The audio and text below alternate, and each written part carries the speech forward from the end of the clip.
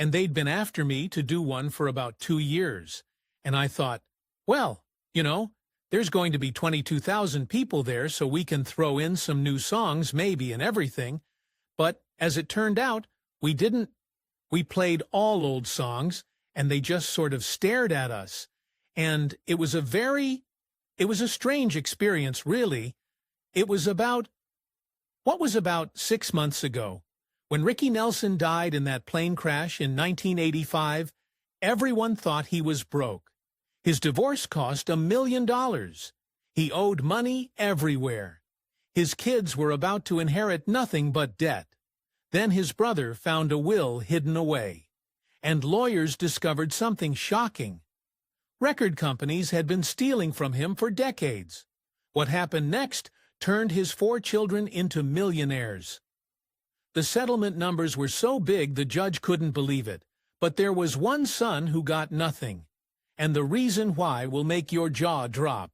Ricky Nelson was born on May 8, 1940, in Teaneck, New Jersey.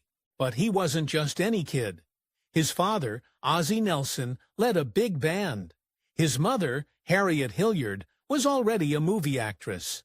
From the very beginning, Ricky's life was public. By the time he was still in diapers, his family's radio show, The Adventures of Ozzie and Harriet, was already famous across America. Instead of growing up in quiet suburbia, Ricky grew up in recording studios and sound stages. Family dinners could turn into rehearsals. Vacations sometimes turned into scripts. It was like living inside a permanent spotlight, where everything felt scripted, even the ordinary moments. When Ricky was just 8 years old in 1949, he joined the radio show alongside his brother David. While most boys his age were trading baseball cards or riding bikes, Ricky was memorizing lines and cashing paychecks. He became a star before he even hit double digits. Audiences loved his natural delivery, but at age 10, he was already a household name. But fame came at a price. There were no birthday parties with classmates, no sports teams, just lights, cameras, and responsibility. Ricky didn't really get to be a kid. His playground was a studio. His childhood, in many ways, was sacrificed for the family brand. In 1941, the family moved to Los Angeles and settled into a charming green and white Cape Cod colonial at 1822 Camino Palmero. That house wasn't just a home. It became the face of American television. It appeared in countless episodes of the show, becoming one of the most iconic homes in pop culture. Fans even drove by just to get a glimpse. But inside those walls, it was a business. Scripts were written there. Rehearsals happened in the living room. Ozzie ran the operation like a tight ship, and the kids were part of the crew. Their real lives were inseparable from their on-screen characters. This blend of fiction and reality made the show wildly successful, but it blurred the lines for Ricky. What was real and what was for show? Ricky also struggled with asthma. Badly. It wasn't just a few coughing fits here and there. It kept him home from school, away from friends, and sometimes out of breath just walking across a room. While other kids were playing, Ricky was stuck indoors, reading or listening to music. It made him quiet, thoughtful.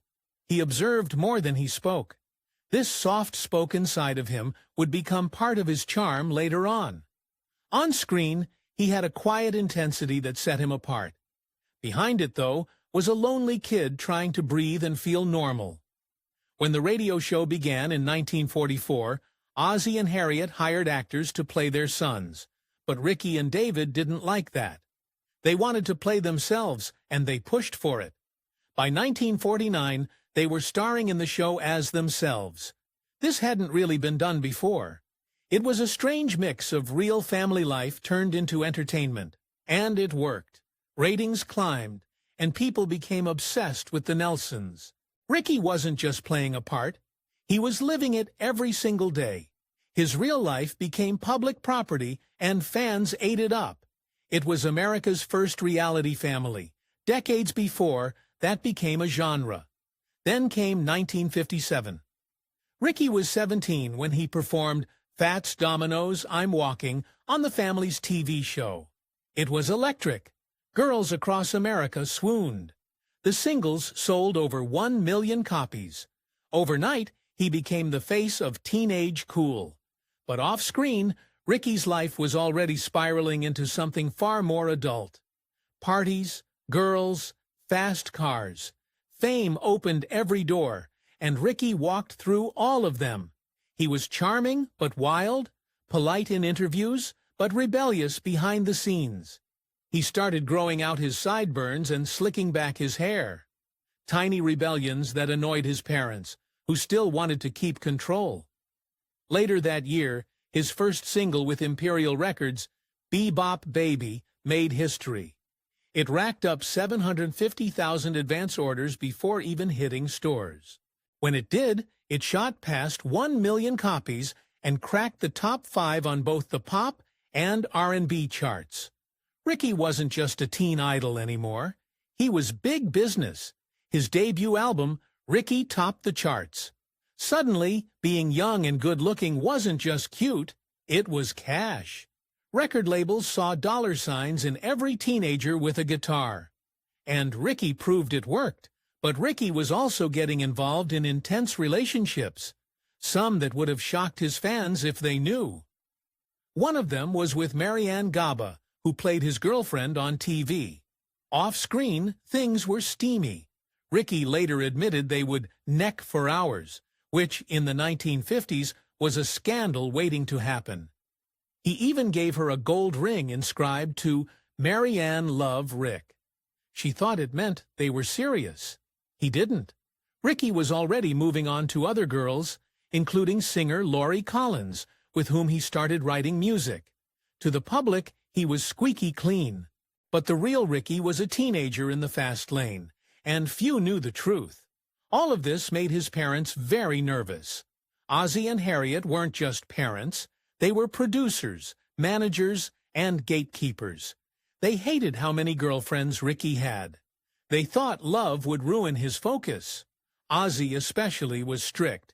Until Ricky was making $500 a week by his mid-teens, his father held on to the money. Ricky only got a small allowance. His dad didn't want him getting spoiled.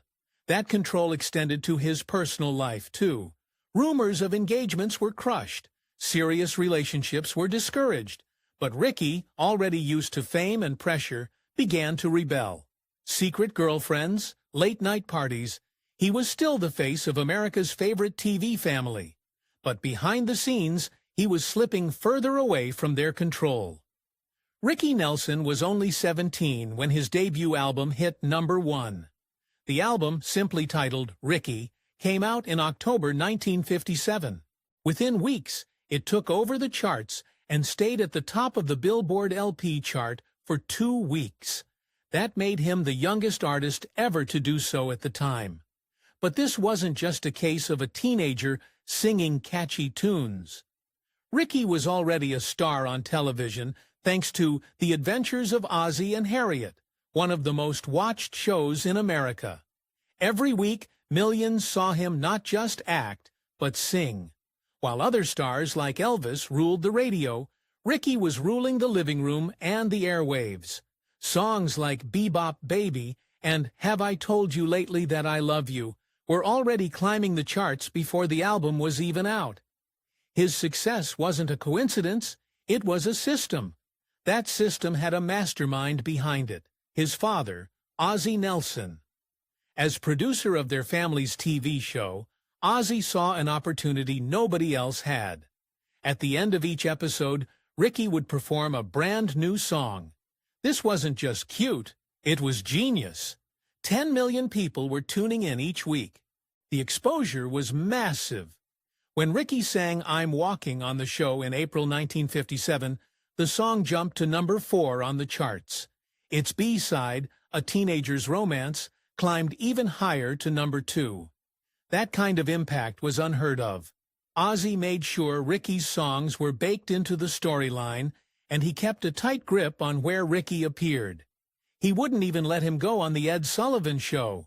Why share the spotlight when they could keep all the attention for themselves? Then came Poor Little Fool. In August 1958, it became the first song ever to top Billboard's brand new Hot 100 chart. That alone would have been history, but there's more. The song was written by a 15-year-old girl named Sharon Sheeley. Ricky recorded it reluctantly. It wasn't even supposed to be a single, but radio stations loved it. Imperial Records ignored Ricky's protests and released it. It shot to #1, stayed there for 2 weeks, and crossed into country and R&B charts too. That moment cemented Ricky's place in music forever. His estate still earns money from it. The song has been covered many times, but no one else can ever be first on the Hot 100. That's Ricky's title for life. Between 1957 and 1962, Ricky placed 20 songs in the top 40. Only Elvis had more in that time. His very first single with Imperial Records, Bebop Baby, sold over 1 million copies. Before it was even out, it had 750,000 pre-orders. His contract was just as wild. $50,000 guaranteed over 5 years, plus full control over his songs and album artwork. That was unheard of for a teenager. The money from those hits didn't stop flowing either. TV kept pushing his records. By 1960, the Ricky Nelson International Fan Club had 9,000 chapters worldwide. Ricky wasn't just rich, he was everywhere. In 1959, he proved he could act too. He starred in Rio Bravo with John Wayne and Dean Martin. His role as Colorado Ryan earned him a Golden Globe nomination for Most Promising Newcomer. But while his acting was praised, something else was on display. His spending. Ricky lived big. Custom suits, luxury cars, VIP clubs. He was in deep with Hollywood's elite. He was said to have a $5,000 monthly allowance, which would be around $50,000 today. That role boosted his career, but it also revealed his taste for the high life. Fame wasn't just bringing in money, it was changing him. Ironically, 1961 also gave him one of his biggest hits, Travelin' Man. Sam Cooke turned it down first. He didn't think it fit him. Ricky took a chance on it and proved everyone wrong. The song hit #1 in April and sold over 1 million copies within weeks. The B-side, Hello Mary Lou, became a hit too. 2 massive hits on one record. Ricky had an ear for songs others missed. It was one of the last big wins before everything changed. Behind the scenes, he was getting frustrated. The older session musicians on his albums didn't respect rock and roll. Some refused to play the way he wanted. One even told him, "Kid, this ain't music." So Ricky fired them. He built his own band, young musicians who believed in the sound he was chasing. It cost him a lot. Salaries, gear, travel. But it gave him control. One of those new band members was James Burton, who'd go on to become a legend in his own right. This wasn't just about sound, it was about respect. Ricky was done being treated like a puppet, but no amount of control could stop what came next. In 1964, the Beatles hit America like a tidal wave. Their appearance on The Ed Sullivan Show in February changed everything. By April, they held all top 5 spots on the Billboard chart. Elvis struggled. So did everyone else. Ricky was no exception. His song For You that year barely made it into the top 40. The magic was slipping. The British invasion didn't just bring new music, it reset the rules. Rick Nelson was already a music star when he met 16-year-old Chris Harmon on Christmas Day, 1961. He was 21. She was the daughter of football legend Tom Harmon and actress Elise Knox, and the sister of future TV star Mark Harmon. On paper, they looked like a Hollywood dream couple, famous, attractive, and raised in the spotlight. But that dream turned into a long, painful nightmare. From the very beginning, Rick was under pressure. His father, Ozzie, controlled his finances. Chris, raised in luxury, wanted a lavish lifestyle. Rick tried to keep up, but the spending never stopped. Homes, cars, designer clothes, and exotic vacations drained his bank account year after year. By the late 1970s, Rick was broke. The fairy tale had collapsed. When they got married on April 20th, 1963, it wasn't exactly romantic. It was a shotgun wedding. Kris was already pregnant, and her Catholic parents insisted on a fast ceremony. Rick, who wasn't Catholic, had to sign a formal pledge, promising to raise their kids in the faith. It wasn't his choice. It was a demand. He had to take Catholic classes and go through the motions just to keep the peace. The wedding was supposed to be a celebration, but behind the scenes it was about control, pressure, and putting on a show for the world. That pressure never let up. Strangely, Rick's parents loved Kris. They'd rejected every other girl he dated, but not her. They were thrilled to link the Nelson and Harmon families. Kris had the right image, classy, connected, and from Hollywood royalty. It seemed like a perfect match, but that illusion faded fast. Rick, who had always followed his father's tight financial rules, now had a wife who wanted everything money could buy. They didn't budget. They just spent. When Rick's career cooled off in the mid-1970s, the bills didn't. Kris wanted him home more. Rick had to keep touring. He was stretched thin emotionally and financially. The marriage that once impressed everyone ended with a $1 million legal bill. After their wedding, Kris even joined Rick on the adventures of Ozzie and Harriet. She played herself on the show and brought in her own income, but 2 paychecks just meant more spending. Neither of them knew how to save. They were surrounded by agents, assistants, and accountants, but no one stopped the bleeding. Rick, who once followed his father's strict money rules, was now throwing it all away just to keep up with the lifestyle. Kris, feeling trapped in a fake TV world and a crumbling marriage, started pulling away. By then, they were too far gone. The Hollywood dream turned into a slow-motion financial collapse. In 1965, Rick and Kris made a movie together called Love and Kisses. His father directed it. The story was about 2 teenagers who elope and struggle to live with the groom's parents. The plot was lighthearted, but the reality was dark. Their real-life problems were already bleeding into their work. Critics thought it was inspired casting, but no one realized how close the movie hit to home. Rick played a high schooler, even though he was 25. Kris's performance got little praise. Behind the scenes, their marriage was falling apart. Ozzie used the film to play out private issues, putting personal drama on screen in a way that felt more painful than entertaining. It was awkward, uncomfortable, and prophetic. By 1969, Rick was desperate to escape the past. He formed the Stone Canyon Band to reinvent himself. He was a leading country and rock before it was trendy. He recruited Randy Meisner, who would later join the Eagles. The band had potential, but the timing was rough. Rick went from headlining big venues to performing in tiny clubs for little money. Meisner quit, saying he wasn't making any money and felt stuck. The albums Rick Sings Nelson and In Concert were ahead of their time but didn't sell. Rick was chasing artistic freedom while watching his fame and finances vanish.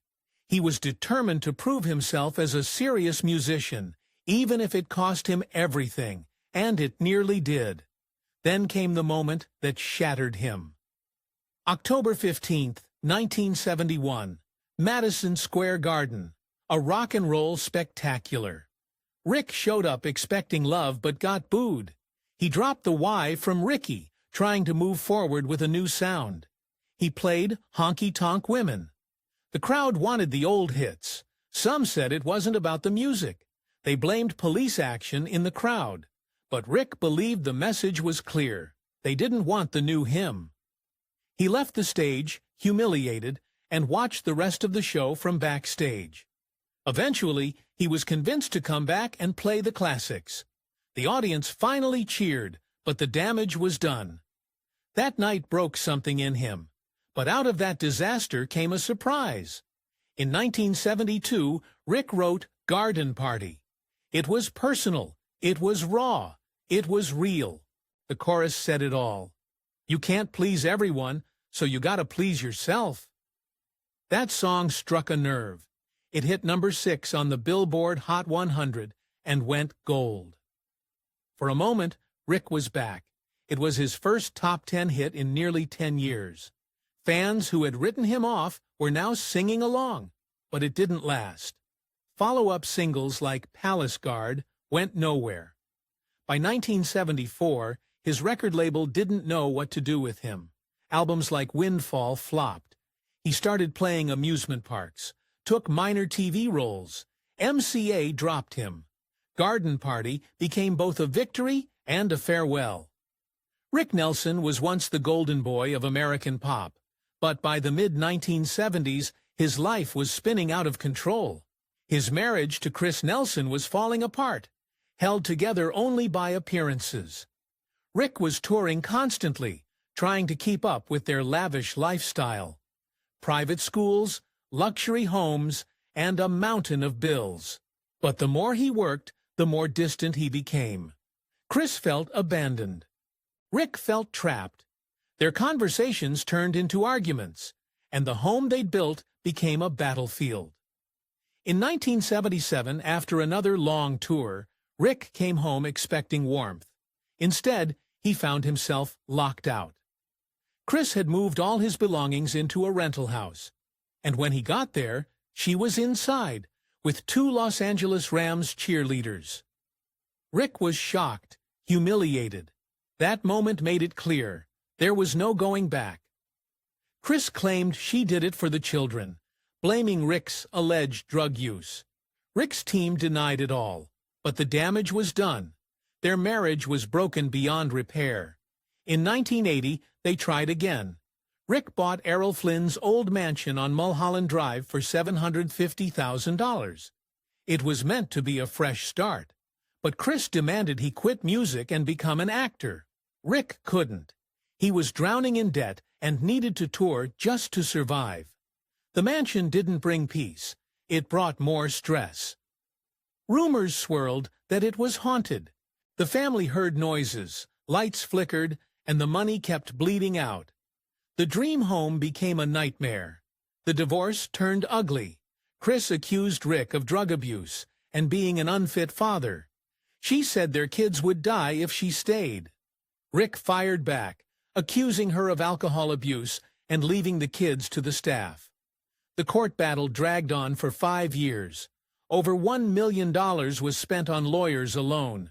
Both sides were emotionally wrecked, and the children were stuck in the middle, watching their parents tear each other apart. By the end of 1982, it was over. The divorce was final. Rick was ordered to pay $4,000 a month in child support. He had joint custody of his 4 kids, who ranged in age from 8 to 19. But he was nearly broke. The legal fight had drained him. He kept touring night after night just to keep up with the payments. The emotional weight of it all never lifted. His health declined. His spirit dimmed. And the happiness he once knew seemed gone forever. By 1985, Rick was desperate for a comeback. But there was one problem. He hated flying. Still, he refused to travel by tour bus, so he bought a used plane for $118,000. It was a 1944 Douglas DC-3. It had once belonged to Jerry Lee Lewis. Rick thought it would save him money and give him privacy. But the plane was a mess. The engines were unreliable. Parts failed often, and the band had to push it off the runway more than once. Everyone was afraid of that plane. Guitarist Bobby Neal's wife begged him not to fly on it. Bassist Patrick Woodward had already survived 2 emergency landings. Pianist Andy Chapin didn't want to board either. But Rick ignored all the warnings. He needed the money. He couldn't cancel shows. In September, engine failure forced him to miss Farm Aid, a massive opportunity. On December 31, 1985, the plane delayed for hours with another mechanical fault. Still, Rick boarded it. They were flying to Dallas for a New Year's Eve show. Somewhere over Texas, smoke filled the cabin. It was so dense that the pilots couldn't see the instruments. The main pilot, Brad Rank, was forced to stick his head out the side window to fly blind. Around 5:14 p.m., the plane crashed in a field just 2 miles from a landing strip near DeKalb.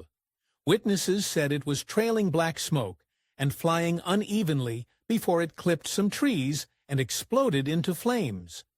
The wreckage was scattered over 150 yards. The only survivors were the pilots who escaped through cockpit windows. Everyone else, 7 people including Rick, died in the inferno. Rick was only 45. His fiancée, Helen Blair, was with him, along with 5 members of his band and crew: sound technician Donald Clark Russell, pianist Andy Chapin, drummer Rick Intveld, guitarist Bobby Neal, and bassist Patrick Woodward. The crash was so horrific that authorities needed autopsies to identify the remains. The music world was stunned. Nelson had been one of the biggest teen idols of his time, and now, just hours before 1986, he was gone. What came next was even more complicated. Rick's finances were in shambles. He had divorced his wife, Christine Harmon, and had 4 children: Tracy, Gunnar, Matthew, and Sam. He was engaged to Helen Blair, but she was left out of his will. So were his ex-wife and his mother. Even worse, the estate was reportedly about $1 million in debt due to Rick's spending habits, legal fees, and the cost of maintaining the vintage DC-3 that killed him. For a time, people thought Rick had died without a will. His ex-wife claimed she couldn't find one and moved to take over the estate. But Rick's brother, David Nelson, later produced a will dated just 4 months before the crash. That changed everything. The will named only Rick's 4 children as heirs and appointed David as the executor. Still, with so many debts, it wasn't clear if there'd be anything left to inherit. Christine didn't take it lightly. She tried to claim part of Rick's life insurance despite their divorce. She also challenged David's role as executor in court. The legal fight got ugly fast. Accusations of drug use, bad parenting, and financial recklessness surfaced, some dating back years. More than $1 million had already been spent on the divorce alone. Now, lawyers were circling what was left. Then came an even bigger shock. Rick had another son. His name was Eric Jude Crew, and he was born after a brief affair Rick had with a woman named George Ann Crew in 1980. At first, Rick denied he was the father, but a court-ordered blood test in 1981 proved otherwise. He was ordered to pay $400 a month in child support, which he reportedly stopped paying after a while. In his will, Rick claimed paternity was disputed and left Eric out completely. After Rick died, George Ann fought for her son's share of the estate, but the court upheld the will. Eric got nothing. At the same time, Helen Blair's parents filed a wrongful death lawsuit. They claimed the plane crash was caused by poor maintenance, and they wanted compensation. The families of the other passengers also joined in. More lawsuits followed. The editors filed claims. George Ann pressed for Eric's rights. Kristen continued to fight for insurance money. The estate looked like a sinking ship with too many hands grabbing for scraps. But what everyone missed was that Rick's real fortune wasn't in cash or property. It was in his music. His catalog and royalties, especially from digital formats like streaming, were worth a hidden fortune. The problem was, record labels were quietly stealing it.